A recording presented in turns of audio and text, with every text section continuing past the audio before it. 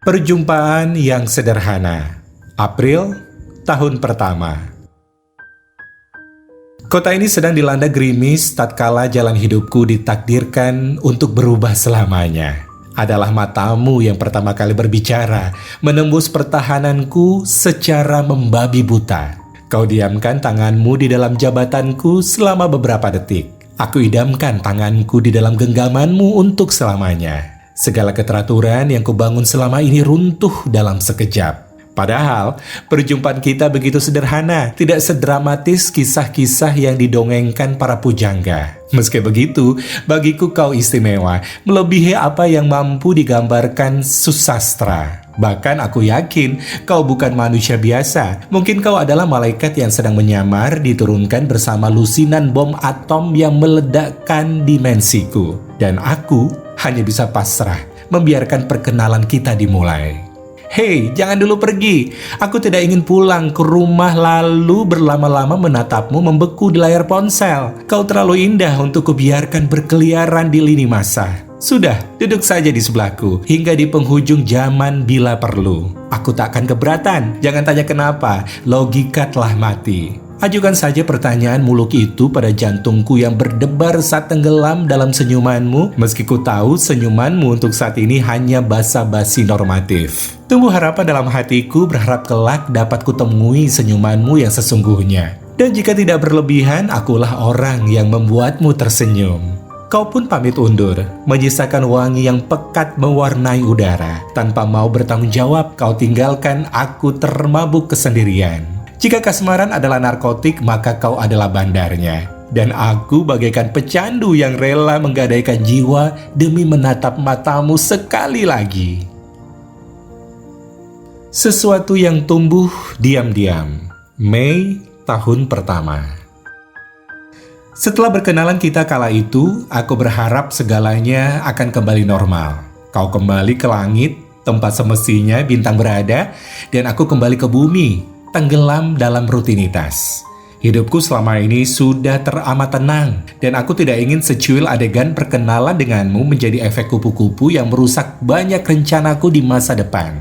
Percayalah, aku sudah pernah bergumul dengan asmara, dan patah hati yang ditimbulkannya tidak berdampak baik. Aku tidak membutuhkan drama untuk saat ini. Namun naasnya, sebuah "Hai, apa kabar?" darimu kembali membuyarkan fokusku. Mati-matian aku berkata pada cermin bahwa perasaan untukmu hanyalah euforia sesaat yang akan hilang dalam hitungan hari. Semudah itu kau kembali menyeretku menjadi budakmu. Dan bayangan di cermin tertawa mengejekku. "Makan itu cinta," katanya puas. Cinta selalu bersemi di tempat, waktu, dan situasi yang tidak terduga. Ia laksana mentari di tengah temaram, hijau di antara gersang. Cinta tidak pernah datang tiba-tiba. Ia akan mengendap-ngendap menyusup ke dalam urat nadimu, meledakkan jantungmu, lalu meninggalkanmu terbakar habis bersama bayang-bayangnya. Dan aku hanya mampu menjadi korban dari kerinduan yang mencekik, yang tersenyum dengan pipi merah merona tatkala kau menyapaku. Anak kecil yang menemukan mainan yang paling diidamkan, memimpikanmu terasa menyenangkan. Meski kau hanya dapat kupandangi dari luar etalase, kau terlalu mahal untuk kutebus. Atau apakah aku perlu menjadi penjahat saja yang mencurimu hanya karena aku tidak rela orang lain menikmati keindahanmu? Kutampar pipiku sendiri. Bukan, aku bukan anak kecil dan kau bukan mainan. Hatimu bukan untuk kucuri, melainkan untuk kuminta baik-baik. Sebuah "Hai, apa kabar?" mampu membuat seseorang gagal move on. Aku mulai intens berbicara denganmu. Setelah "Hai, apa kabar?" ada "Jangan lupa makan" dan "Selamat tidur." Dan di setiap obrolan kita akan selalu berusaha mati-matian untuk terfokus pada kata-katamu. Sulit bagiku mendengarkanmu jika parasmu mendistraksiku lagi dan lagi.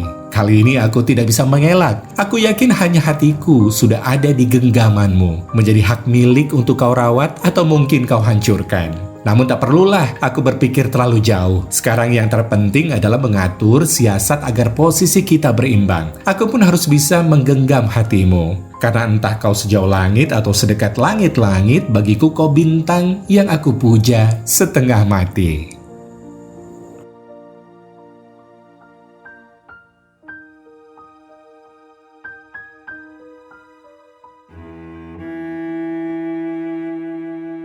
Untukmu yang berjubah api, Mei tahun pertama. Untukmu yang berjubah api, hangatmu mencairkan hati yang membeku, hati yang sempat kudinginkan karena luka di masa lalu. Apa kau tahu, meratapi puing di antara reruntuhan kisah lama tanpa mengikuti ritme dunia adalah ilusi yang menyenangkan. Jadi tidak usah mengharapkanku menitipkan sesuatu yang belum tentu bisa kau jaga. Meski mungkin pengharapan darimu hanyalah pengharapan dariku semata. Jangan memikat jika kau tidak berniat mengikat. Kau imigran gelap yang menjelajah khayalku tanpa permisi, lalu singgah di ujung mimpi. Mantra apa yang kau taburkan hingga aku menggilaimu seperti ini? Senjata apa yang kau pakai hingga tamengku tak sekuat dulu? Haruskah aku menyerah di hadapanmu? Atau perlukah aku berpura-pura tangguh? Apa mesti kau kusir? Atau kubiarkan saja kau menetap? Jika ingin menetap, jangan menetap sebagai tanda tanya, tapi sebagai titik pengembaraan. Kau jernih di antara buram, nyata di antara nanar. Biar kurengkuh dirimu beberapa milimeter ke dekat jantungku agar detaknya seirama dengan jantungmu. Karena aku ingin hatiku dan hatimu berkonspirasi, berkonsorsium, berkongsi, berkompilasi, berkomplot, hingga pada akhirnya berkolaborasi. Karena aku yang egois ini hanya ingin kau menjadi milikku seorang.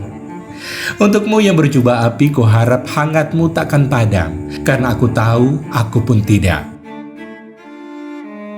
Dan kemudian Juni tahun pertama. Pagi datang lagi membangunkanku dengan kicauan burung dan mentarinya.